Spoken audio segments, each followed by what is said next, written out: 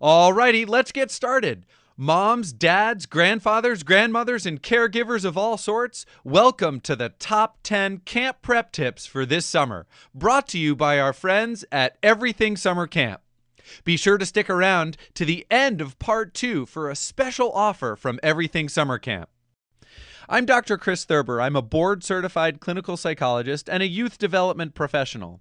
I'm the CEO of Camp Spirit LLC, which provides educational services to summer camps around the world. I'm also the co-founder of ExpertOnlineTraining.com, which hosts premium libraries of video training modules for camp staff and for camp nurses and doctors. But perhaps my most important qualification is that I live and work at camp with my wife and 2 boys every summer. Indeed, this will be my 30th summer returning to Camp Belknap in central New Hampshire, where I've been the waterfront director since 1989. Formal and informal qualifications aside, I'm here to tell you that camp is a wonderful and powerful vehicle for positive youth development. Your kids will tell you that they have a great time at camp. But as a father and a clinical psychologist, I'll tell you that kids will grow in ways they won't even realize while they're at camp, but ways that will last them a lifetime. The American Camp Association has wonderful research on the outcomes of the camp experience. You know, day camps and resident camps were founded about a century and a half ago by progressive educators who were searching for a way to educate kids outside of the traditional classroom setting. The research by the ACA has shown us that camp increases kids' self-esteem, sense of adventure, social skills, independence, physical skills, and thinking skills. But best of all, camp is fun. The friendships the kids will make at camp last a lifetime, and the lessons they'll learn about themselves, about getting along with others, about being self-reliant, will be the very things that turn them into successful adults. All right, let's get started with my top 10 camp prep tips. Number 1, involve your child. This is a great one because kids who feel part of the decision to spend time away from home, whether it's a day camp or a resident camp, will show the best adjustment. Said differently, kids who feel forced to spend time at day camp or resident camp are likely to be grumpy and homesick. So involve your son or daughter in all the big and small decisions that are part of preparing for camp. Bring them shopping with you to get those extra toiletries or a new sweatshirt or that new pair of shorts. The more things you do to involve your child in all of the big and small decisions that are part of preparing for camp, the more they're going to like it. Number 2, match your values.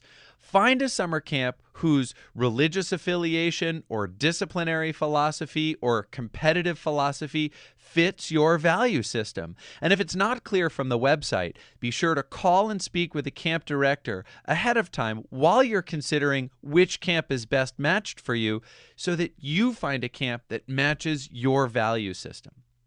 Number 3, label everything. Hey, you know what? It's easy to lose things at camp, but if you want it back, it's got to have your name on it.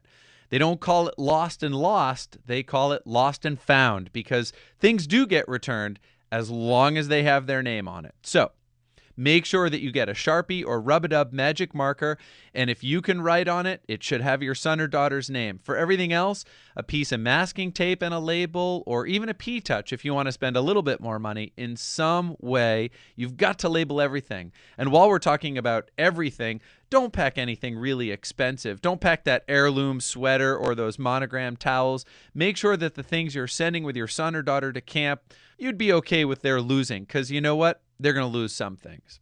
Naturally, they're a lot less likely to lose things if you pack in the recommended container. So find out from the camp. Do they want you to pack everything in a traditional hard-sided footlocker, a pop-up soft trunk, a duffel bag? Whatever the case is, follow the camp's recommendations because their experiences taught them exactly how kids need to store their gear. Once again, everything gets a label, whether it's a flashlight, a sleeping bag, a bathing suit, a water bottle. Even sneakers need your son or daughter's initials so when they leave them around camp, someone can bring them back. Number 4, complete the health form honestly. And here the operative word is complete. The health form is not the place to leave out information. In fact, the more information you can give the camp about your son or daughter's injuries, illnesses, hospitalizations, allergies, and any medications they're on, the better position the camp staff will be in to support your son or daughter. And if your son or daughter takes any helpful medications, whether it's for ADHD or allergies, depression, whatever it might be, camp is not the time to give them a medication holiday. Keep them on that helpful medication because surely it will continue to be helpful at camp.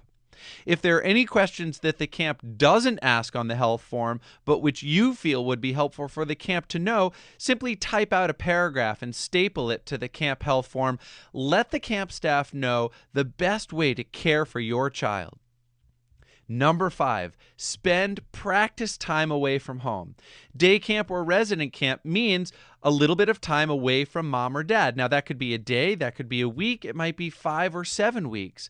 But any practice time away from home that your son or daughter can spend prior to opening day, whether that's a sleepover at a friend's house or a long week at grandparents' house, is really going to put them in a better position to cope with that separation. And quite frankly, it's going to help you cope with that separation. So spend practice time away from home and make sure that practice time isn't full of phone calls. Instead, simulate the kind of contact that you'll have with your son or daughter while he or she is at camp. So at day camp, that means you're not going to talk to them. At resident camp, that means exchanging postcards or letters. Thanks for listening to part 1. I invite you now to click over to part 2 of our top 10 camp prep tips.